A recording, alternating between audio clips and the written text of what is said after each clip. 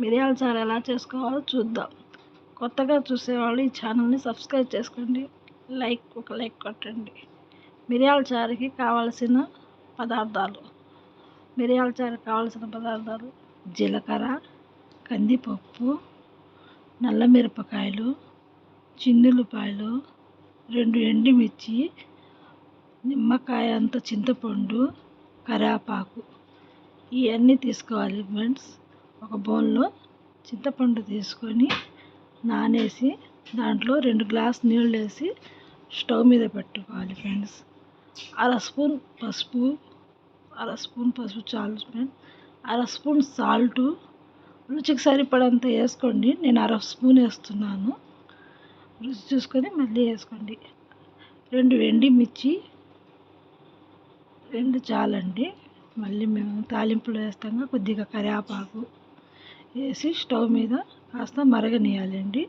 అప్పుడు మేము పెట్టుకున్నాం కదండి ఈ దినుసులన్నీ, ధనియాలు, నల్ల మిరపకాయలు, కందిపప్పు, జీలకర్ర ఇవన్నీ మిక్సీ పట్టుకోవాలి ఫ్రెండ్స్. ఇవన్నీ వేసుకొని చిన్నులపాయలు కూడా వేసి ఒక రౌండ్ మిక్సీ తిప్పి కాస్త మెత్తగా అయ్యేటప్పటికి మళ్ళీ కరివేపాకు అప్పుడు కాస్త ఒక రౌండ్ తిప్పిన తర్వాత వేసుకోవాలండి.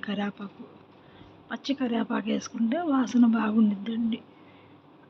ఇదిగోండి, మేము తిప్పుకున్న మసాలా రెడీ అయింది. పక్కన పెట్టుకున్న చారు మరిగింది కదండి, ఆ మిరియాల చారులోకి మేము చేసుకున్న పొడి 2 స్పూన్లు వేసుకోవాలి ఫ్రెండ్స్. చాలు, 2 స్పూన్లు వేసుకోండి. కాస్త మరిగించాలండి. ఆ 2 స్పూన్లు వేసి తర్వాత పక్కన ఒక బౌల్ తీసుకొని బాగా వడగట్టుకోవాలి. వడగట్టుకునేటప్పుడు పక్కన తాలింపు పెట్టుకోవాలండి.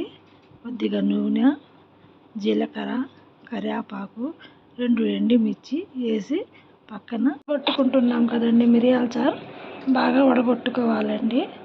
ఒక స్పూన్తో బాగా వడగొట్టుకొని అది పక్కన పెట్టేసి ఇంకా తాలింపు వేగింది కదండి, పక్కన స్టవ్ మీద తాలింపు వేగుతుందండి.